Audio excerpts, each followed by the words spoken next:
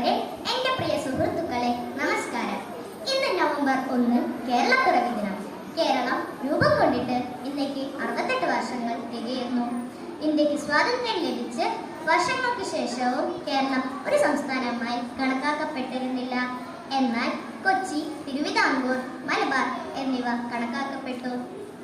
തെക്കൻ പ്രദേശം തിരുവിതാംകൂറും മധ്യഭാഗം കൊച്ചിയും കാസർഗോഡ്, കണ്ണൂർ, തലശ്ശേരി എന്നിവ മലബാറും ഭരിച്ചു.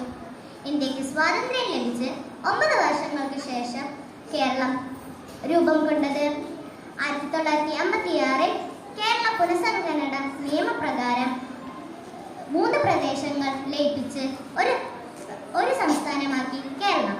അന്നു മുതൽ ആളുകൾ ഈ ദിവസം കേരളപ്പിറവിയായി ആഘോഷിക്കുന്നു. ഇന്ന് 14 ജില്ലകളുള്ള കേരളത്തിന്റെ തലസ്ഥാനം തിരുവനന്തപുരമാണ്. ഈ ദിവസം തന്നെയാണ് മലയാള ഭാഷ ദിനവുമായി ആചരിക്കുന്നത്. ദൈവത്തിന്റെ സ്വന്തം നാട് എന്ന പ്രശസ്തമായ പേരിലാണ് കേരളം അറിയപ്പെടുന്നത്. പച്ചപ്പ് നിറഞ്ഞ പാടങ്ങളും പർവ്വതങ്ങളും നദികളും പുഴകളും വെള്ളച്ചാട്ടങ്ങളുമാണ് നമ്മുടെ കേരളത്തെ മനോഹരമാക്കുന്നത്. ഈ കേരളം നമ്മുടെ മാതൃരാജ്യമായതിനാൽ നമുക്ക് അഭിമാനിക്കാം. ഒരിക്കൽ കൂടി എൻ്റെ കേരളപ്പിറവി ആശംസകൾ നേർന്നുകൊണ്ട് എൻ്റെ കൊച്ചു പ്രസംഗം നിർത്തുന്നു. നന്ദി, നമസ്കാരം.